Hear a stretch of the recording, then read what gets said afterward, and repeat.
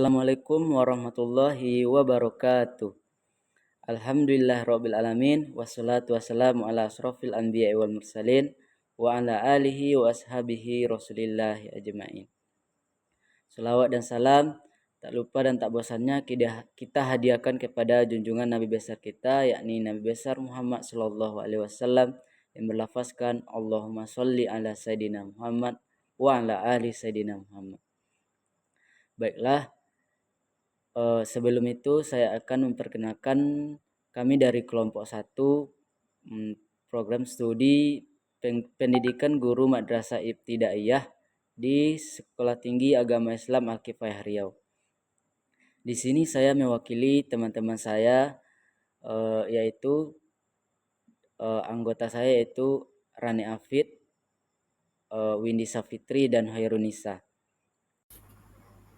Baiklah, di sini saya akan mempresentasikan hasil observasi penelitian dari kelompok 1, yaitu dengan tema bagaimana guru memotivasi siswa di SDN 194 Pekanbaru, dengan tujuan yaitu menganalisis cara maupun strategi yang digunakan oleh guru dalam memotivasi siswanya.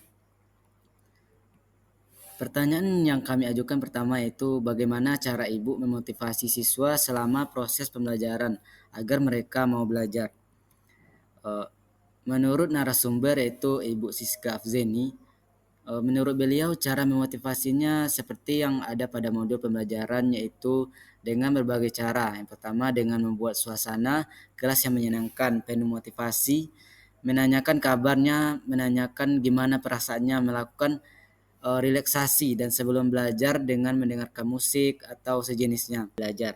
Nah, dari pendapat ibu ini kita dapat menyimpulkan bahwa memotivasi siswa saat belajar itu sangat penting dan itu bisa meningkatkan cara belajarnya, meningkatkan motivasi siswa tersebut untuk belajar.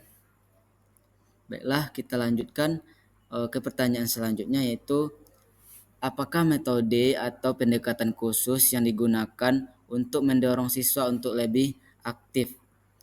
Nah, menurut narasumber yaitu Ibu Siska Afzeni,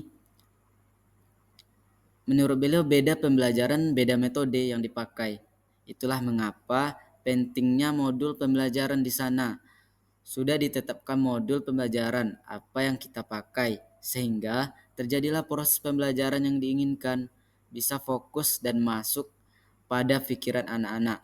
Intinya setiap pembelajaran beda-beda metodenya.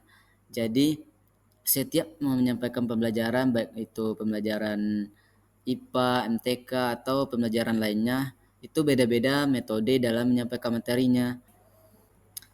Baiklah, pertanyaan selanjutnya yang kami ajukan, bagaimana ibu menangani siswa yang kurang termotivasi di dalam kelas? Nah, pendapat dari ibu tersebut yaitu itulah mengapa pada awal pembelajaran kita perlu menanyakan kabar anak-anak, bagaimana perasaannya hari ini, membuat pertanyaan tematik. Contohnya, seperti bagaimana perasaanmu hari ini?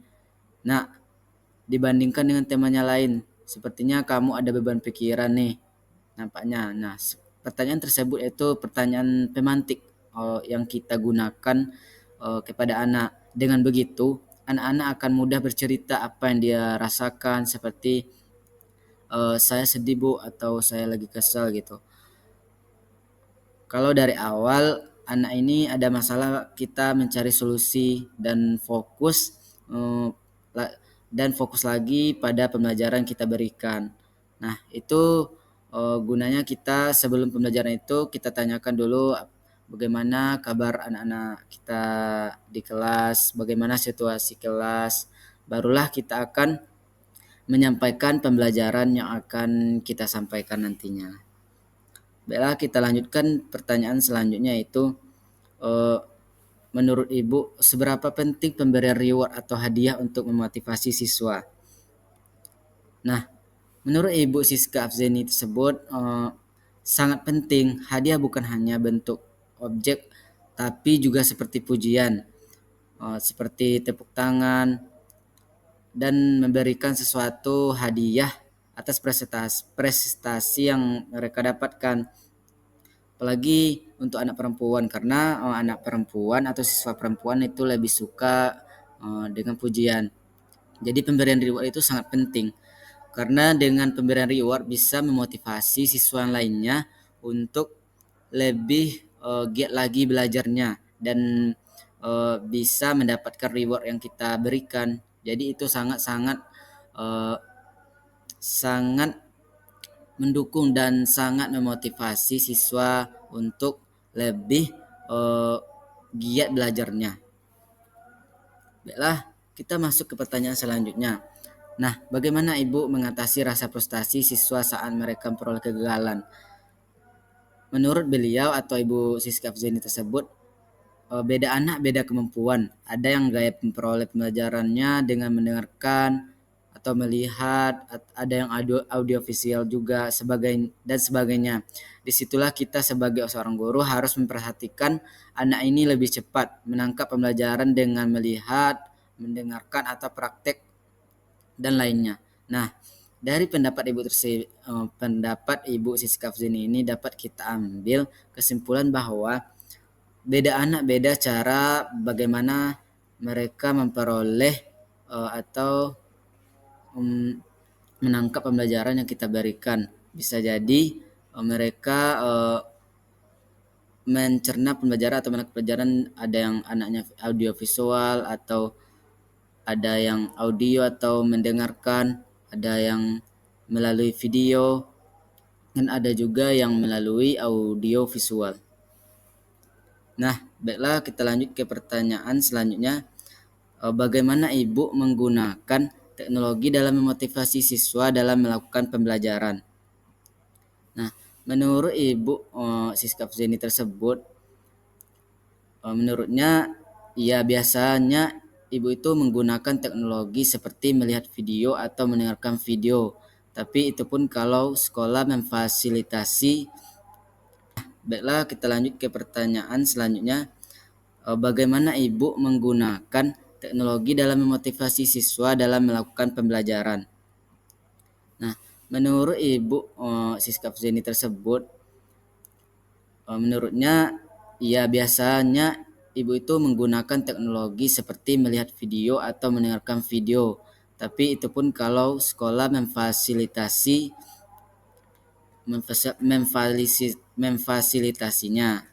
Nah, di sini dapat kita simpulkan bahwa peran teknologi juga sangat penting dalam meningkatkan kemampuan belajar anak, karena sekarang banyak sekolah-sekolah yang canggih menggunakan teknologi sebagai media pembelajaran. Dengan media tersebut atau melalui video YouTube, anak-anak akan tidak mudah atau cepat bosan dalam pembelajaran. Tetapi kendalanya itu tergantung sekolahnya, apakah sekolah tersebut memfasilitasi kita sebagai guru, apakah sekolah memfasilitasi seperti penyediaan fokus. Jadi tidak semua sekolah juga yang bisa menerapkan metode seperti ini. Baiklah kita lanjut ke pertanyaan selanjutnya. Pertanyaan yang kami ajukan yaitu, bisakah Ibu memberikan contoh yang mana Ibu berhasil memotivasi siswa? Nah, di sini Ibu Siska memberikan satu contoh, yaitu terdapat dalam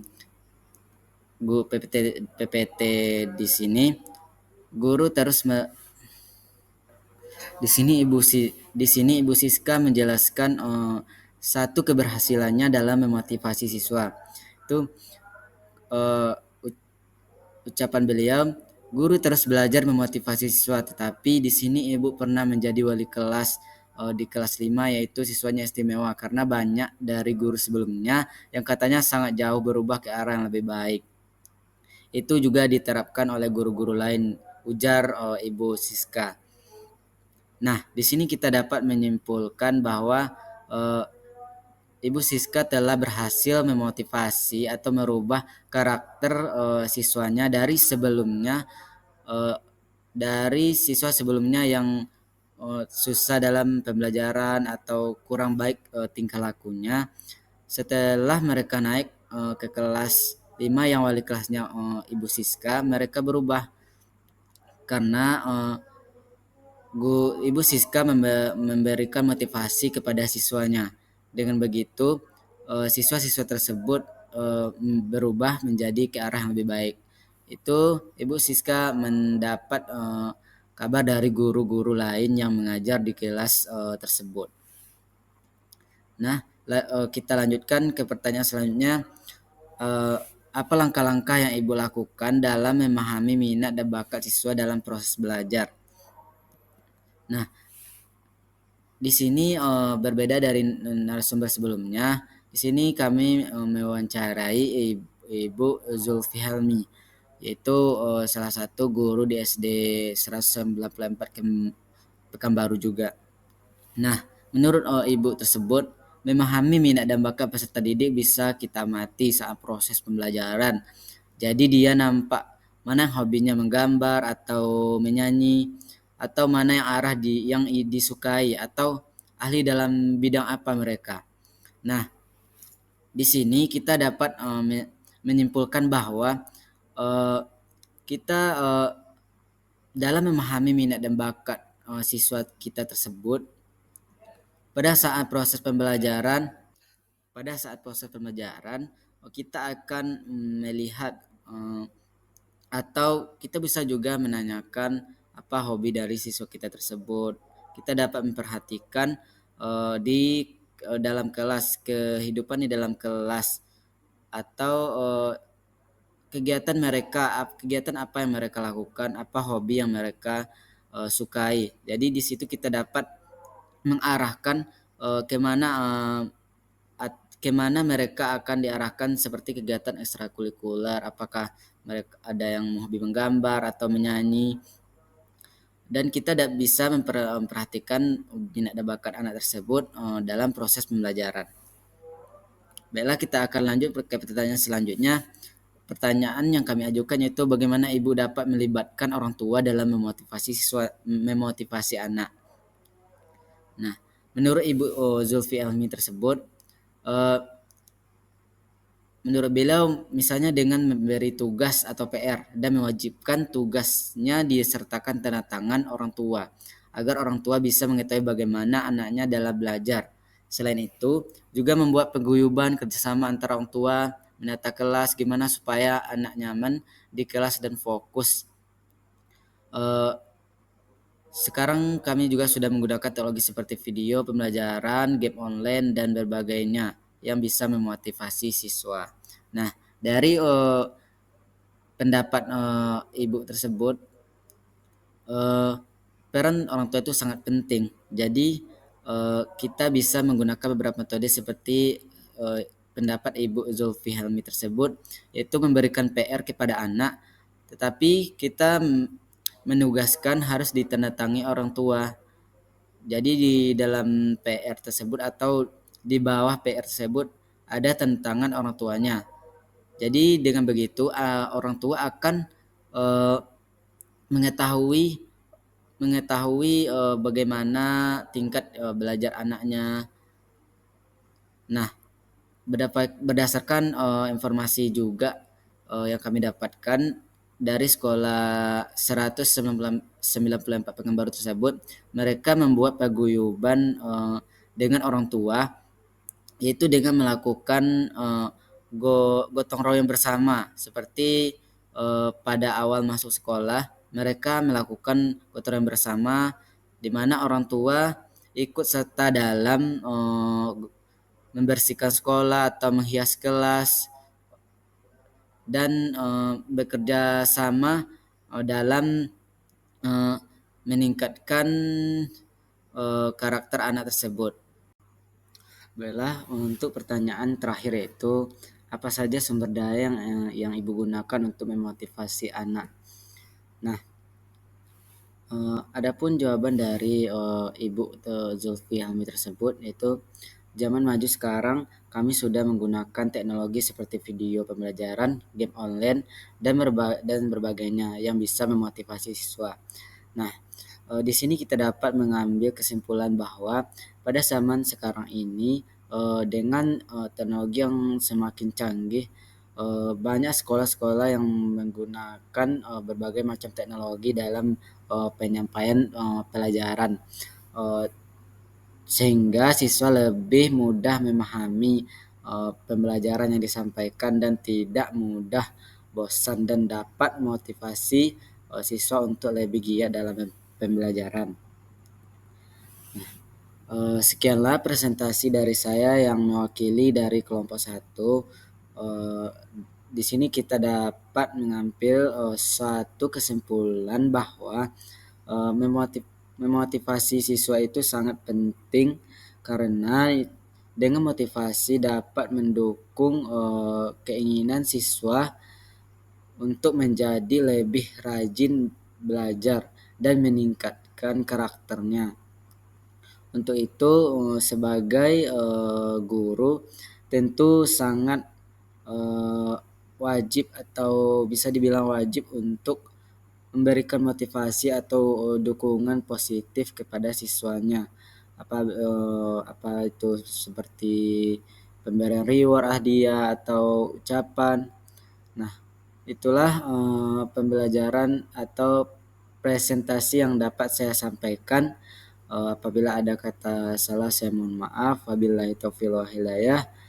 Wassalamualaikum warahmatullahi wabarakatuh.